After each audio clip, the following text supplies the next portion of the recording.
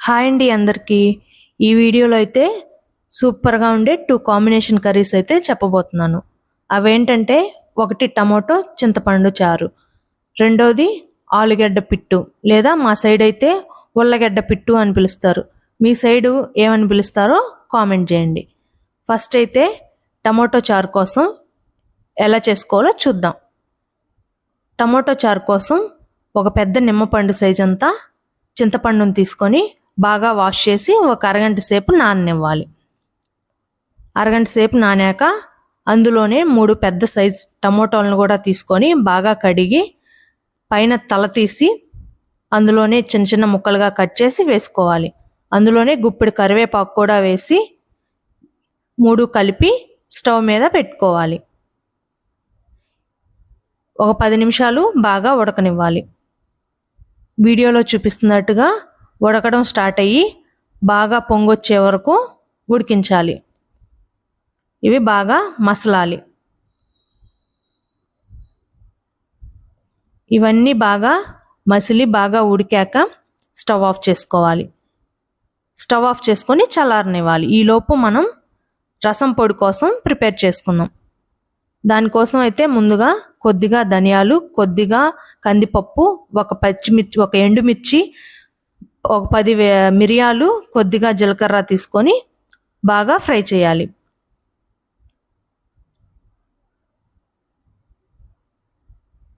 ఇవన్నీ బాగా ఫ్రై అయ్యి మంచి రెడ్ కలర్లోకి వచ్చేంత వరకు ఫ్రై చేయాలి.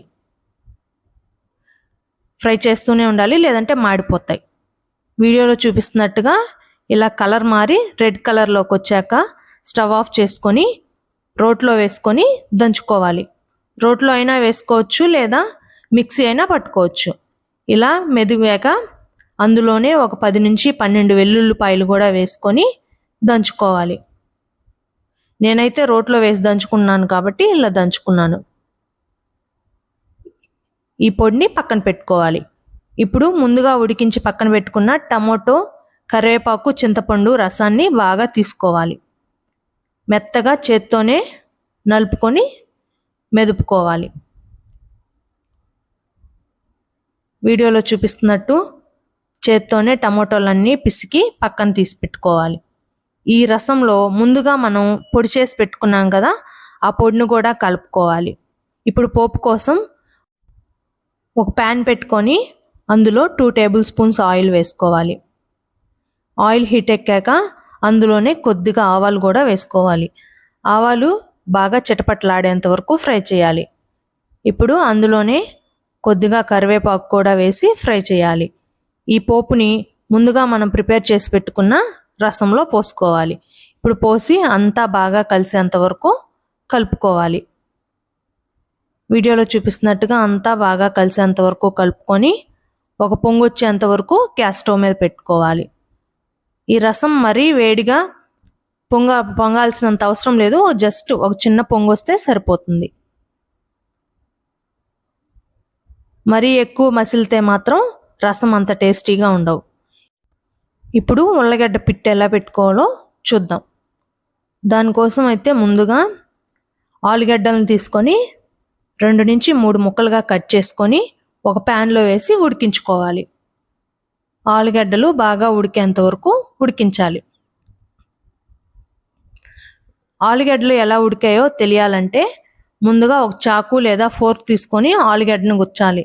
గుచ్చినప్పుడు ఆలుగడ్డ సింపుల్గా గుచ్చితే ఉడికినట్టు, లేదంటే ఉడకనట్టు. ముందు కట్ చేసినప్పుడు అయితే ఉడకలేదు, అందుకొని మళ్ళీ కొద్దిసేపు తర్వాత ఇలా చాకుతో గుచ్చి చూసినప్పుడు సింపుల్గా దిగిపోతుంది. ఇప్పుడు ఆలుగడ్డలకి తొక్కు తీసి పక్కన పెట్టుకోవాలి. ఆలుగడ్డ చల్లారిన తర్వాతే తొక్కు తీసుకోండి. ఇప్పుడు ఈ ఆలుగడ్డల్ని అన్నీ ఒక ప్లేట్లో వేసుకోవాలి. ప్లేట్లో వేసి పక్కన పెట్టుకోండి. ఇప్పుడు పోపు కోసం అయితే ఒక బాండిల్ పెట్టుకొని అందులోనే 2 టేబుల్ స్పూన్స్ ఆయిల్ వేసి ఆయిల్ బాగా హీట్ ఎక్కనివ్వాలి. ఆయిల్ బాగా వేడెక్కాక అందులోనే కొద్దిగా ఆవాలు కూడా వేసుకోవాలి. ఆవాలు వేడయ్యి బాగా చిటపట్లాడాక అందులోనే సన్నగా తరిగి పెట్టుకున్న ఆనియన్స్ను కూడా వేసుకోవాలి. ఆనియన్స్ను కూడా వేసి బాగా వేయించాలి. ఆలుగడ్డలు కలర్ మారేంత వరకు వేయించాలి. అప్పుడే కర్రీకి టేస్ట్ అనేది వస్తుంది. ఇప్పుడు అందులోనే కొద్దిగా సాల్ట్ వేసుకొని కొద్దిగా కరివేపాకు కూడా వేసుకొని ఒకసారి బాగా కలపాలి. సాల్ట్ వేయడం వల్ల ఆనియన్స్ అనేవి త్వరగా మగ్గుతాయి.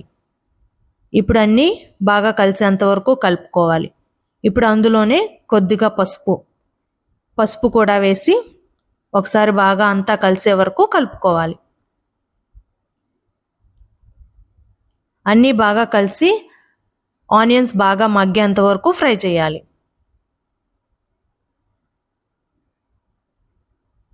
వీడియోలో చూపిస్తున్నట్టుగా ఆనియన్స్ అన్నీ బాగా మగ్గి కలర్ మారాక ముందుగా మనం ఉడికించి పక్కన పెట్టుకున్న బంగాళాదుంపలను కూడా చేత్తోనే నలిపి అందులోనే వేసుకోవాలి. అందులోనే వేసి అంతా ఒకసారి బాగా కలుపుకోవాలి. మీకు నచ్చితే పచ్చిమిర్చి చీలికలైనా వేసుకోవచ్చు, లేదా కారమైనా వేసుకోండి, అది మీ ఇష్టం. అంతే, ఒకసారి కలుపుకుంటే ఎంతో టేస్టీ ఆలుగడ్డ పుట్టు రెడీ.